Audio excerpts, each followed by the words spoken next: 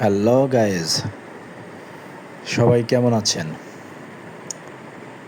তো আমি আমার ধারাবাহিক ব্লগে নতুন একটি ব্লগ নিয়ে হাজির হলাম। তো আমি আমার গত ব্লগে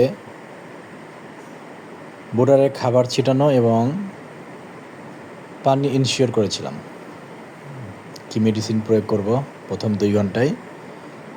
গত পর্বে আমি এগুলো দেখিয়েছিলাম। তো আমার যেহেতু বোর্ডারে খাবার এবং পানি ইনশিওর করা হয়ে গেছে, সুতরাং এখন পালা কার্টুন থেকে বাচ্চাগুলো বোর্ডারে ছাড়ার।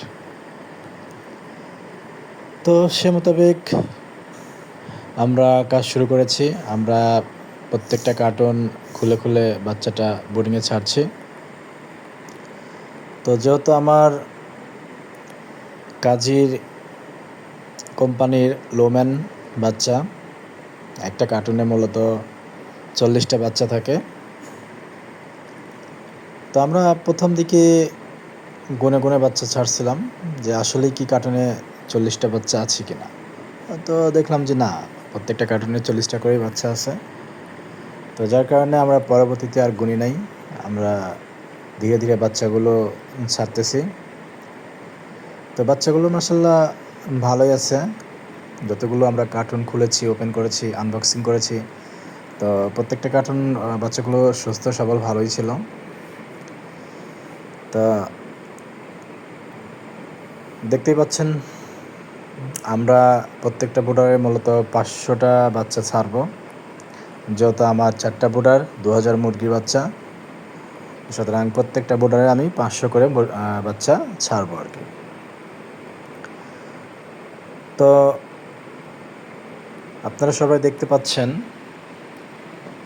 যে বোর্ডারে খাবার, পানি সব কিছু একসাথে দেওয়ার পর কিন্তু আমি বাচ্চাগুলো ছাড়ছি।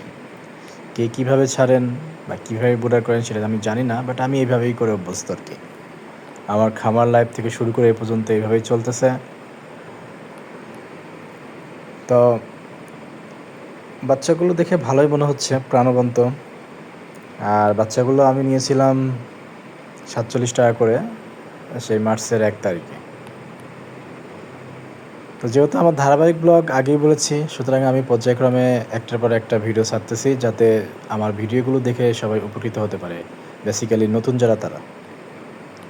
আশা করি আমার ভিডিওর মাধ্যমে যারা ভিডিওগুলো দেখবে তাদেরকে নতুন করে এটার উপরে কোর্স করার কোনো প্রয়োজন নাই, ক্লাস করার কোনো দরকার নাই।